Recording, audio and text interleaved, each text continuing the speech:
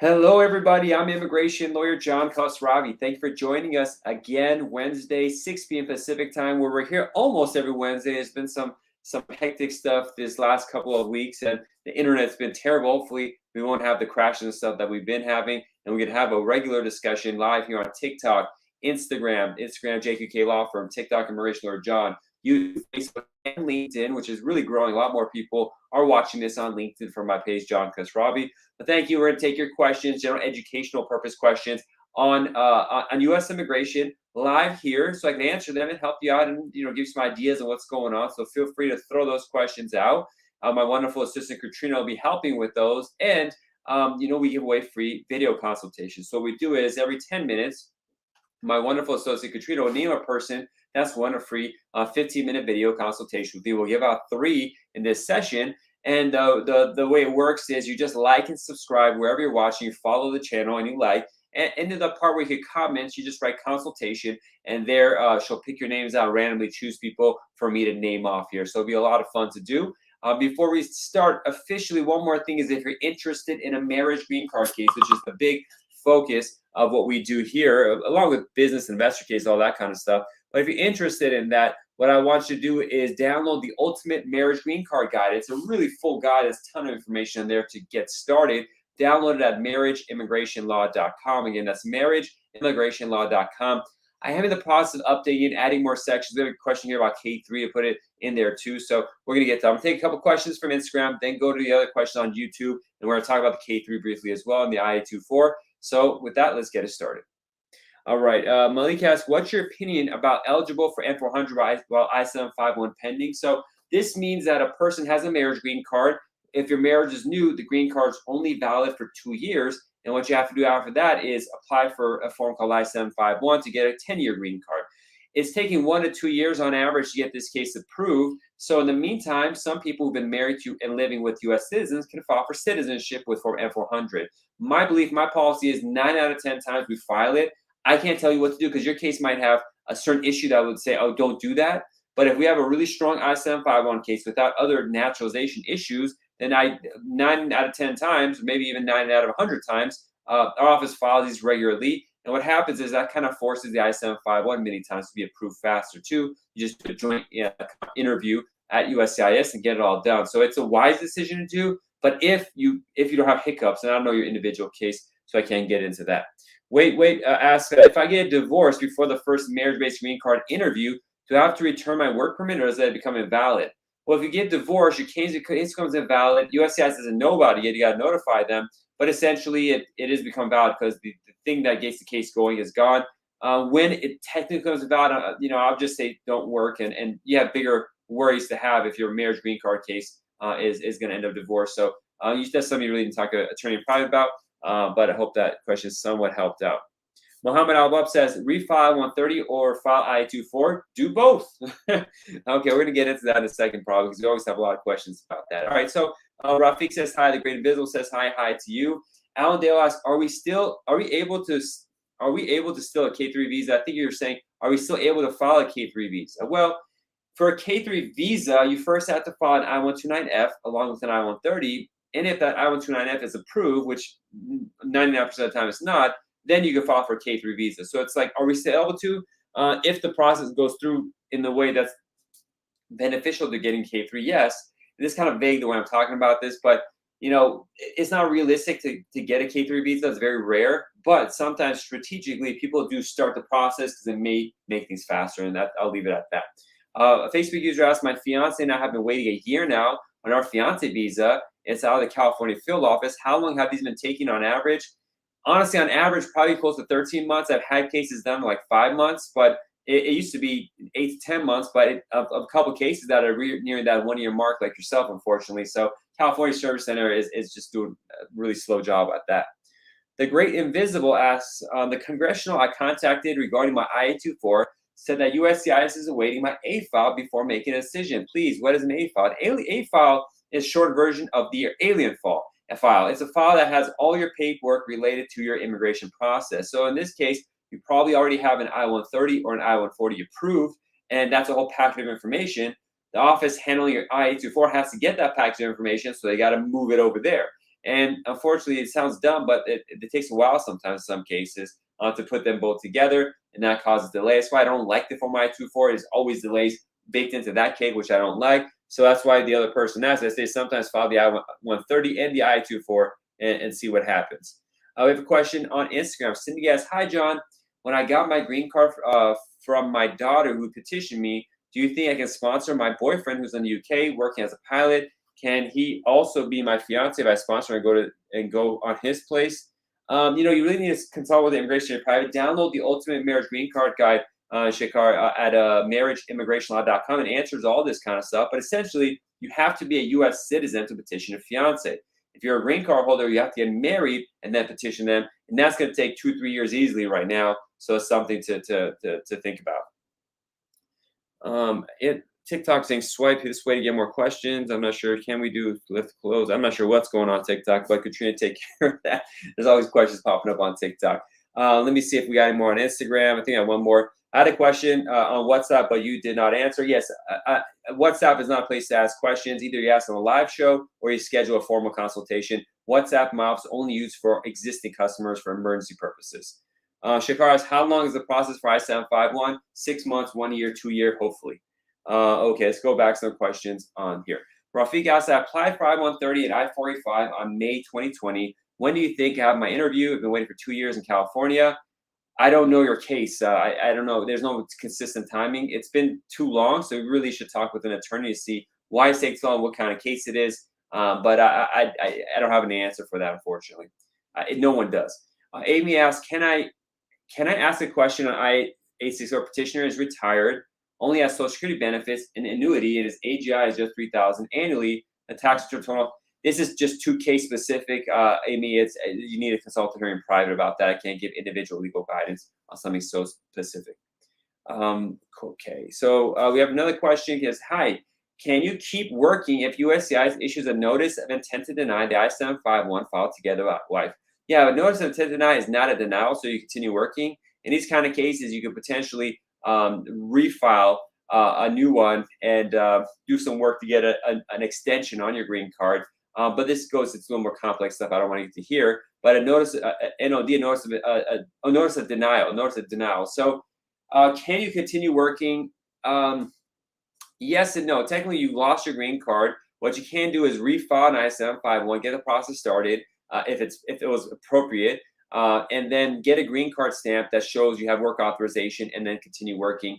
It's a little too complex. I don't want to get to that much case specific kind of stuff here because the information is too broad and I don't want people to take something and misinterpret it. But you 100% need to talk with a couple of immigration attorneys if you got denied on an I-751. ABQ asks, how much should you put on the form?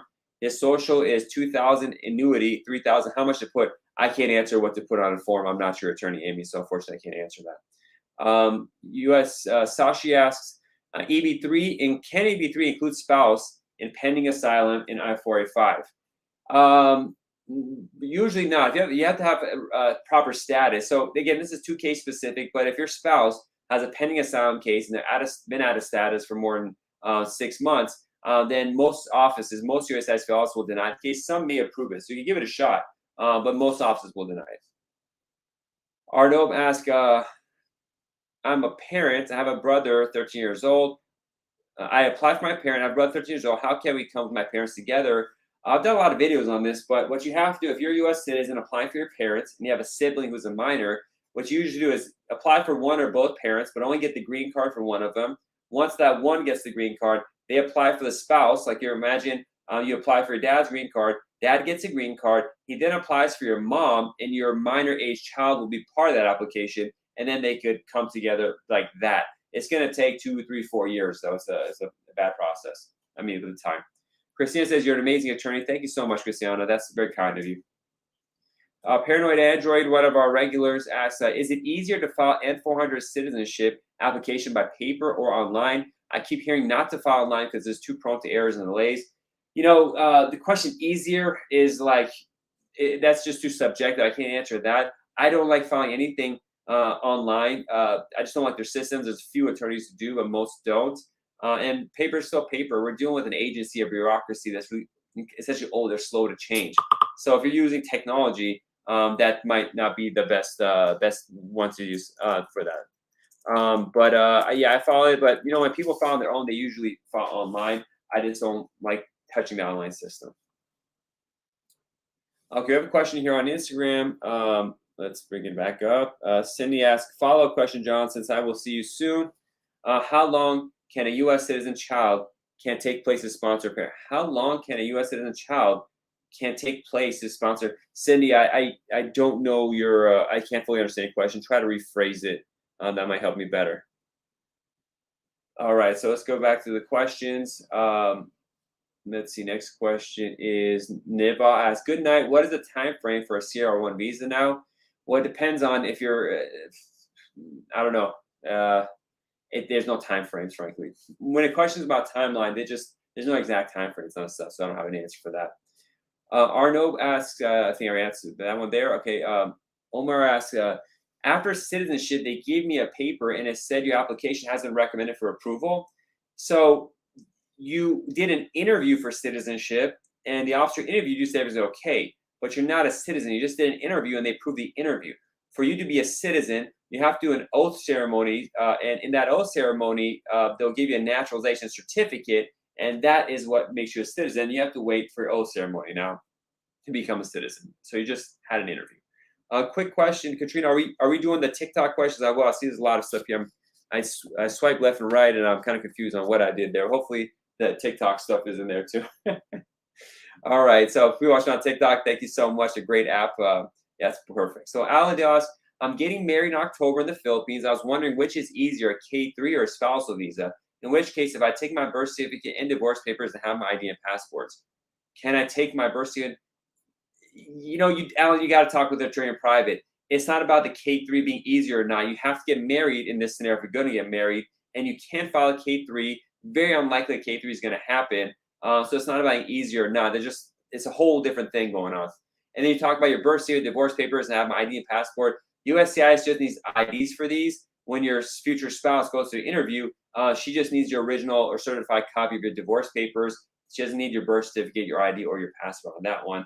But actually, we're running late. I will do on the free consultation giveaway. So Arnob666, if you're still watching, please email me info@jqklaw.com. Take a screenshot where you're watching this so I can see your username that you're using it and stuff. I know it's you. And email it to me. I'll reply with how to schedule the time. Again, Arnob666. Thanks for your question. You are a winner for our first free consultation. Send me an email with a screenshot showing that it's you. I know it's you that way, and we'll take it from there. For those just tuning in, we give away free video consultations. What you got to do is like and subscribe to the channel, and just write consultation. And my wonderful assistant, Katrina, will name off somebody in like 8 minutes, another one in 10 minutes. We got 2 more free giveaways with that. And you can schedule time to talk free video consultation, 15 minutes. All you got to do is like, subscribe, and comment consultation.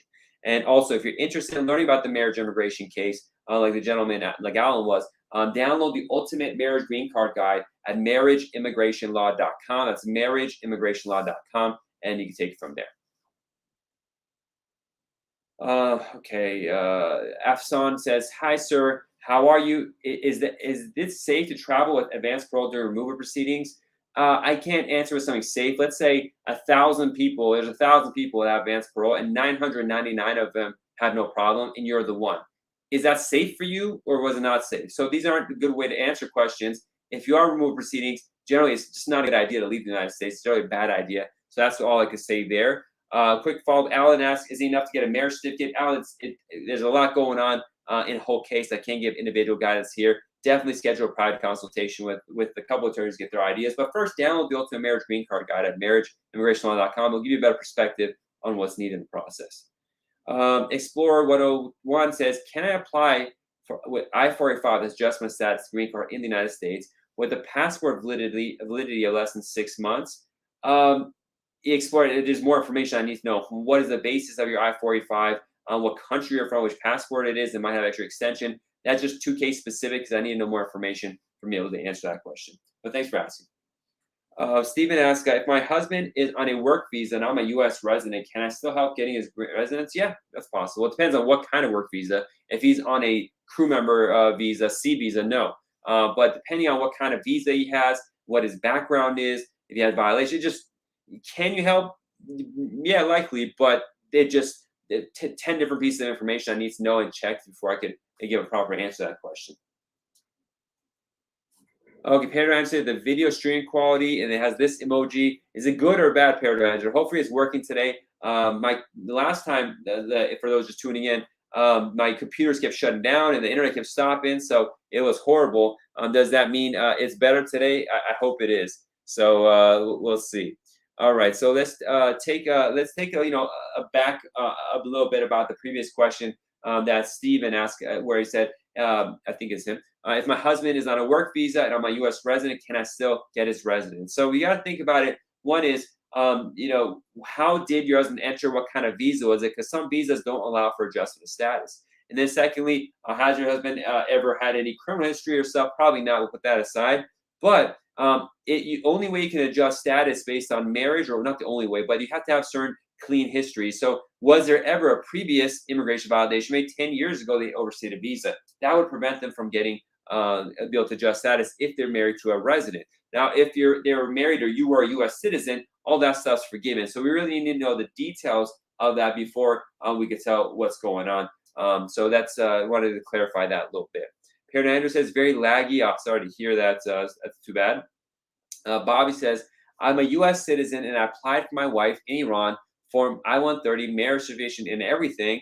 For some private reasons, we decided not to share our together pictures in our social media like Facebook and Instagram. Are they going to check our social media and is it going to be a problem? No, the reason why they check social media is for security reasons.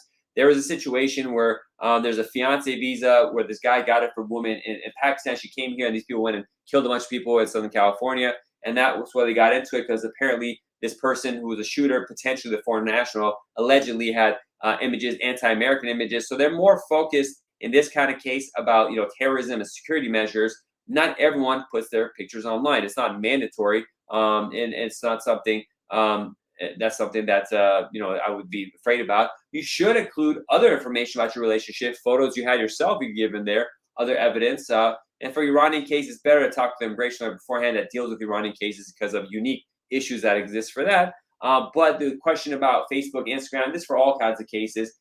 I'm more worried about people who go on Instagram, like a husband's getting married and he has all these pictures of a bunch of different women or something like that. Where it's like, what's going on here? Well, they have pictures of themselves acting like they're doing drugs, even though they're not. They might have, drug paraphernalia, or they're hanging out with people that are not good. That kind of stuff's not good. But that's that. And Bobby follows up saying we haven't heard anything after a year. It sometimes takes a while for these kind of cases. Steven follows up, hi, his background is clean. I believe he got a 4-year visa. Is it okay to him? I don't know what a 4-year visa is. There's no real 4-year visas. I need a category. You know what, Steven? We'll announce we'll break the raffle rules, but we could do a quick video chat. What I want you to do is take a screenshot of where you're watching this so I see your username. I know it's you, and email it to me at info@jqqlaw.com. He'll be our winner for our second winner of 3 winners for the free video consultation. You and your spouse should be on the video call, so I could just talk more private area of what's going on. This is too case specific, too public to be talking about your case. We have a question on Instagram. Agnia asks, hello, can transit visa be used for multiple entry? If I'm transiting through the U.S., can I use the same transit visa for 2 different flights? Return flight is within 20 days. So when you are issued a U.S. visa, and on the stamp that's in your passport, it'll specify single entry or multiple entry. If you have a multiple entry visa, yeah, you could do multiple times within the validity period of the visa.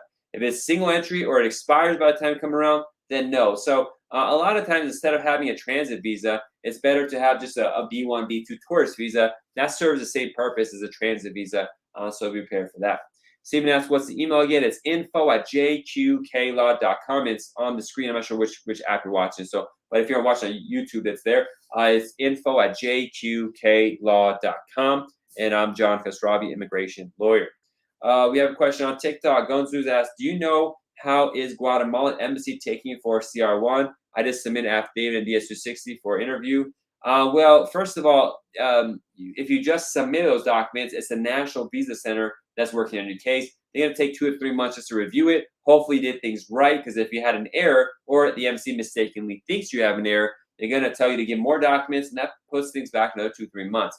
With regard to the specific embassy, I don't have information on how long Guatemala is taking on scheduling immigrant visa interviews for green card cases. It's all over the place. It's very inconsistent, so it's not a real good way to answer that question. But thanks for asking, anyways. The embassy system is getting better. India announced that they're going to be fully staffed by September. There's a huge backlog there. But we're still seeing ridiculous backlogs for all sorts of cases in North Africa and the Middle East, South Asia, a little better in most parts of East Asia. Europe, hit and miss. Sometimes some will take longer, especially if you're going for, in most of the world, if you're trying to get a tourist visa in most parts of the world, they just have no interviews. Next interview time is going to be like, 500, 600 days in the future. It's kind of out of control. But for marriage cases or green card cases, they're a little bit faster, but a lot of times people wait more than a year. I've seen this regularly where people in most other parts of the world are waiting over a year just to get an interview, a year if they're lucky. Let's put it that way. So unfortunately, it's a hot mess. And if you're separated from your spouse, it's a nightmare. What you just got to do is use that time and get some good vacations in there. That's the best I can see, unfortunately. RV asks, a green card holder staying outside for more than 6 months, is this a big issue to come back and during naturalization? Well, it's not a big issue to return. They might ask you questions on why you've been outside for 6 months, but it's a big issue for naturalization, citizenship. That good chance your case is going to be denied because of that absence, unless you can prove that you had a real residence here and you're stuck outside for some other reason, but you have home, work, family, all this stuff here. Most people cannot do that that come to me. So an absence of more than 6 months, I always tell people, if you're a green card holder, do not be outside the United States for more than 6 months. Don't even have multiple trips outside for 5 months back to back, because during citizenship, they will likely deny your case. So if you had a trip more than 6 months, you may want to file it, see what happens, or wait 5 years or after that trip and then file to be the safest possible way. It's up to you how you want to take it. A lot of it's luck, which officer you're going to get and how strict that officer is going to be. Bramboy asks, a border crossing coming and married. My question, how long did it take? Your question is not clear, but you're saying how long does the I-130 take? Check out uscis.gov for their processing times. Steven follows up, and if I'm a resident, how can I apply to become a citizen? Well, if you're a U.S. resident, LPR, lawful permanent resident, green card holder, depending on how you got your green card, what you're doing, but typically it's 5 years. I have a very, very, very detailed YouTube video on this. Just type in JQK law in YouTube and naturalization timelines or citizenship time or something like that. And there's the most in-depth video that breaks down all the timing requirements for U.S. citizenship. And even Brown Boy or the person before that asked about a 6 months absence. I go into detail on that too. So just go to YouTube, type in JQK law and citizenship timelines, citizenship time. There'll be a intense video that goes in detail all of it. You can catch it there. Teresa asks, can a person on OPT travel to their home country? So OPT is when someone's a student visa holder in the United States and they're working, they graduated, they get some period of time, like a year or more, depending on some other factors, to be here. It's called optional practical training, OPT. During OPT, it is possible to travel. Your school has to give authorization for it. You have to have a valid visa, or you might need a new visa, so there's risk there. There's a thing called automatic revalidation. If you have an expired visa and you go to Mexico or Canada and return within 30 days, there are some countries that some foreign nationals are not allowed to do that, depending on their passport. So is it possible? Yes. Is it possible for you? I can't say that so on this video, so I have to talk with you to see what's going on. Even ask, I'm the sponsor for my parents. They have their biometric appointment this week. How long until residency? There's no answer to that. You just gotta wait and hope for the best. These timeline questions, unfortunately, don't really have an answer. Lawyers should give answers other than like really broad kind of stuff. It's just not doing a service to people. I had a person contact me and they're really frustrated. They're firing their attorney. They want to hire me. And the attorney already started the case. But they had said the case is going to take 1.5 years. It's been 2.5 years. Not told them your case is going to take 4 years. There was a green card holder applying for a spouse, and their spouse lives in Pakistan. So green card holder I-130s are taking like 2 years on average right now and getting longer. So it's out of control. It's 2 years there. So what the previous attorney said right there is just garbage.